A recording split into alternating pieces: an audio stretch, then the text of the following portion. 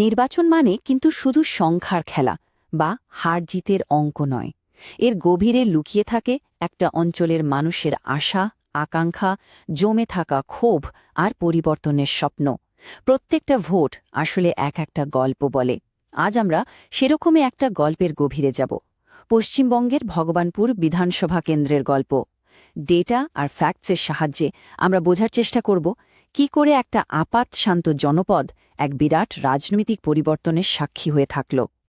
এই বিশ্লেষণটা আমরা মোট ৬টা ধাপে করব। প্রথমে আমরা ভগবানপুরের মাটির কাছাকাছি যাব, সেখানকার মানুষের স্পন্দনটা অনুভব করার চেষ্টা করব। তারপর দেখব ২০২১ সালের সেই রাজনীতিক ভূমিকম্প যা ক্ষমতার পালাবদল ঘটিয়েছিল। আমরা ব্যবচ্ছেদ করে দেখব ভোটারদের এই তীব্র ক্ষোভের আসল কারণগুলো কি কি ছিল, আর তার জবাবে কি ধরনের কৌশল তৈরি করা হয়েছিল। সবশেষে শাসনের একটা রূপরেখা দেখে আমরা ডেটা, মানুষের মর্যাদা আর গণতন্ত্রের গভীর সম্পর্ক নিয়ে ভাবব। চলুন শুরু করা যাক। যে কোনো রাজনৈতিক গল্পের শিকড় থাকে সেই জায়গার মাটি আর মানুষের মধ্যে। তাই ভগবানপুরকে বুঝতে হলে প্রথমে সেখানকার জীবনযাত্রাটা বুঝতে হবে। এটা শুধু একটা নির্বাচনী এলাকা নয়, এটা এমন একটা জায়গা যেখানে মানুষের জীবন জীবিকা সমুদ্রের ঢেউ আর উর্বর মাটির সঙ্গে ওতপ্রোতভাবে জড়িয়ে আছে। আর তাদের প্রতিদিনের ছোট ছোট সমস্যাগুলোই কিন্তু শেষ পর্যন্ত ব্যালট বাক্সে বড় সিদ্ধান্ত হয়ে বেরিয়ে আসে। দেখুন, ভগবানপুর পূর্ব মেদিনীপুর জেলার এক উপকূলীয় সমতল গ্রামীণ এলাকা। এখানকার মাটি যেমন উর্বর, চাষবাসের জন্য ভালো, তেমনি সমুদ্রের কাছাকাছি হওয়ায় প্রাকৃতিক দুর্যোগ, বিশেষ করে সাইক্লোন, এখানকার মানুষের জীবনের এক নিত্যসঙ্গী। এক নজরে যদি দেখি তাহলে এখানকার অর্থনীতি মূলত ধান চাষ আর মাছ ধরার ওপর নির্ভরশীল। জনসংখ্যার প্রায় ৮৬% হিন্দু এবং ১৪% মুসলিম। কিন্তু এই সাধারণ তথ্যের আড়ালেই লুকিয়ে আছে আসল সমস্যাগুলো: ভাঙাচোরা রাস্তা, বারবার আসা ঘূর্ণিঝড়ের ধাক্কা আর যুব সমাজে বেকারত্ব। এই সমস্যাগুলোই এখানকার রাজনীতির মূল চালিকা শক্তি হয়ে উঠেছে। তো এই প্রেক্ষাপটটা মাথায় রেখে এখন আমরা মূল ঘটনায় প্রবেশ করছি, মানে ২০২১ সালের বিধানসভা নির্বাচন। ভগবানপুরে সেবার এমন এক পরিবর্তন ঘটেছিল যা শুধু একটা আসনের হারজিত ছিল না, বরং ছিল এক বিরাট রাজনৈতিক ভূমিকম্পের স্পষ্ট ইঙ্গিত। এই বার চারটাই দেখুন, পুরো গল্পটা এখানে পরিষ্কার। ২০১৬ সালে তৃণমূল কংগ্রেসের ভোট ছিল প্রায় ৫৪%, আর বিজেপির ৪%-এরও কম। ভাবা যায়? আর ঠিক ৫ বছর পর ২০২১-এ ছবিটা সম্পূর্ণ উল্টে গেল। বিজেপি ৫৪%-এর বেশি ভোট পেয়ে জিতল, আর তৃণমূল নেমে এলো ৪২%। এই পরিবর্তনটা শুধু বড় নয়, এটা প্রায় অভাবনীয়। এই সংখ্যাটা দেখুন, +50.7%। ৫ বছরে বিজেপির ভোট শেয়ারে এই অবিশ্বাস্য বৃদ্ধি আসলে একটা তীব্র প্রতিষ্ঠান বিরোধী হাওয়ার প্রমাণ। এটা ভোটের সাধারণ ওঠানামা ছিল না, এটা ছিল একটা স্পষ্ট গণরায়। আর একটা খুব গুরুত্বপূর্ণ বিষয় হল ২০১৬ আর ২১ দুটো নির্বাচনেই প্রায় ৮৮% ভোট পড়েছিল। এর মানে কি? এর মানে হল মানুষ কিন্তু উদাসীন ছিল না, তারা খুব সক্রিয়ভাবে ভোট দিয়েছে এবং জেনে বুঝেই একটা বড়সড় পরিবর্তন এনেছে। এই বিপুল ভোটদান একটা অত্যন্ত সচেতন কিন্তু মেরুকৃত ভোটারের ছবি তুলে ধরে। নির্বাচনে কি হয়েছিল তা তো আমরা দেখলাম, কিন্তু এখন আসল প্রশ্ন হল কেন এমনটা হলো? ভোটারদের মধ্যে এই প্রচণ্ড ক্ষোভের জন্ম হলো কোথা থেকে?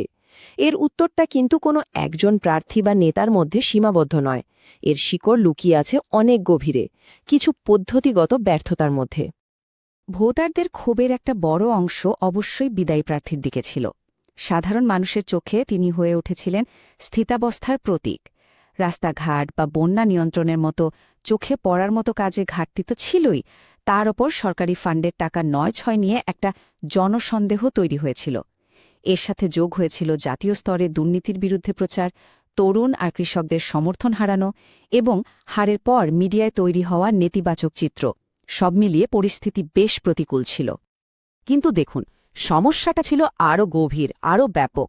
মানুষের রাগের আসল কারণগুলো ছিল এইগুলো: কাটমানির অভিযোগ, বিশেষ করে আবাস যোজনার বাড়ি তৈরির টাকায়, শিক্ষক নিয়োগে দুর্নীতি, যা শিক্ষিত তরুণদের মধ্যে তীব্র হতাশা তৈরি করেছিল।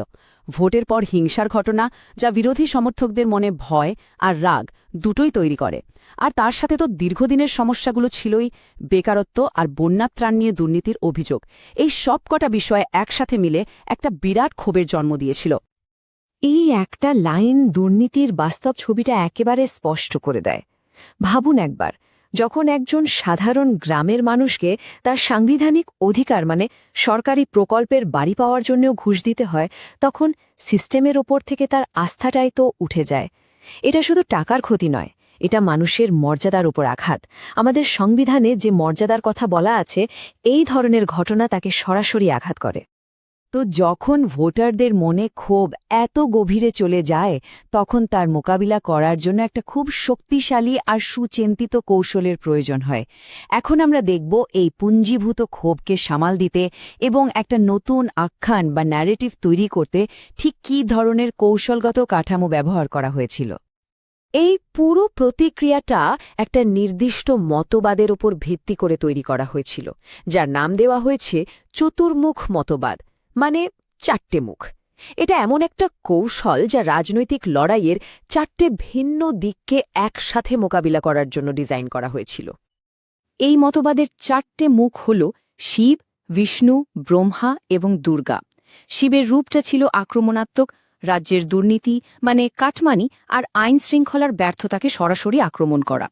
বিষ্ণুর রূপ ছিল স্থিতিশীলতার প্রতীক, মানে কেন্দ্রীয় সরকারের কল্যাণমূলক প্রকল্পগুলো যেমন পিএম কিষাণ বা আয়ুষ্মান ভারত মানুষের ঘরে ঘরে পৌঁছে দেওয়ার প্রতিশ্রুতি। ব্রহ্মার রূপ ছিল উদ্ভাবন বা ইনোভেশন, মানে সোশ্যাল মিডিয়া আর ডেটা অ্যানালিটিক্স ব্যবহার করে নতুন প্রজন্মের কাছে পৌঁছানো। আর দুর্গার রূপটি ছিল সুরক্ষার, নারী নিরাপত্তা এবং শরণার্থীদের অধিকারের মতো সংবেদনশীল বিষয়গুলোকে সামনে নিয়ে আসা। এই 4টে দিক মিলিয়েই একটা সম্পূর্ণ কৌশল তৈরি হয়েছিল।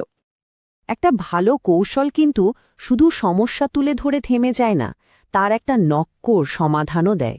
এই পর্যায়ে ওই উচ্চ স্তরের কৌশলকে সাধারণ মানুষের জন্য কিছু নির্দিষ্ট, পরিমাপযোগ্য এবং কার্যকর প্রতিশ্রুতিতে বদলে ফেলা হয়েছিল, যা আদতে উন্নয়ন আর কল্যাণের একটা স্পষ্ট ব্লুপ্রিন্ট তৈরি করে। এই প্রতিশ্রুতিগুলো দেখুন, এগুলো কিন্তু হাওয়ায় ভাসানো কথা নয়, খুব নির্দিষ্ট। যেমন 40 কিলোমিটার রাস্তা মেরামত করা, যা যাতায়াতের সময় কমাবে।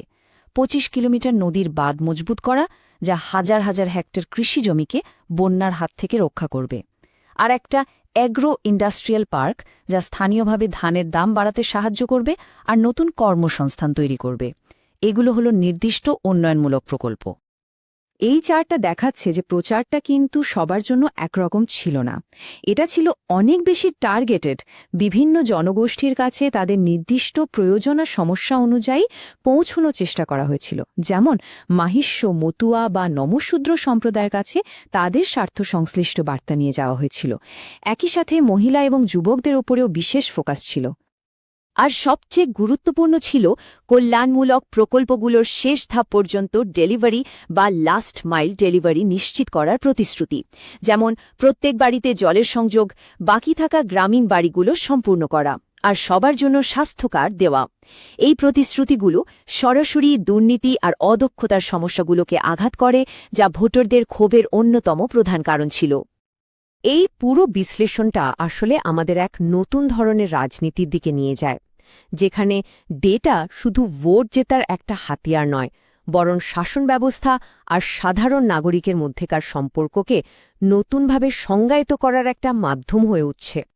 এই সারমর্ম হল আজকের রাজনীতি একটা চক্রের মতো কাজ করে।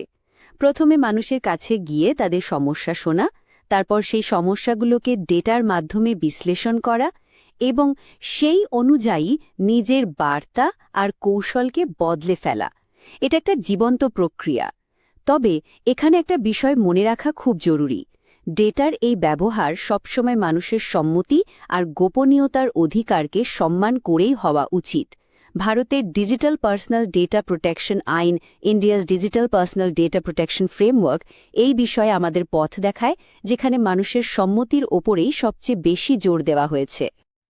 আর এখানেই আমরা আজকের আলোচনার শেষ এবং সবচেয়ে বড় প্রশ্নটার সামনে এসে দাঁড়াই। যখন রাজনীতি এত সূক্ষ্ম আর ডেটা নির্ভর হয়ে উঠছে তখন আমরা কিভাবে নিশ্চিত করব যে এর আসল উদ্দেশ্য শুধু ভোট জেতা নয়, বরং মানুষের সাথে বিশ্বাসের একটা স্থায়ী সম্পর্ক তৈরি করা আর সত্যিকারের সুশাসন দেওয়া? এই প্রশ্নের উত্তর আমাদের সবাইকে একসাথে খুঁজতে হবে। আপনি যদি একজন জনকেন্দ্রিক নেতা হতে চান এবং আপনার নির্বাচনী এলাকার উন্নতি করতে চান, তাহলে blueprintstrategies.ai এর সাথে যোগাযোগ করুন, mgr@blueprintstrategies.ai এই ইমেল আইডিতে, বা 08042041602 নম্বরে ফোন করুন। রাজনীতির ঊর্ধ্বে উদ্দেশ্য, পারপাস বিয়ন্ড পলিটিক্স।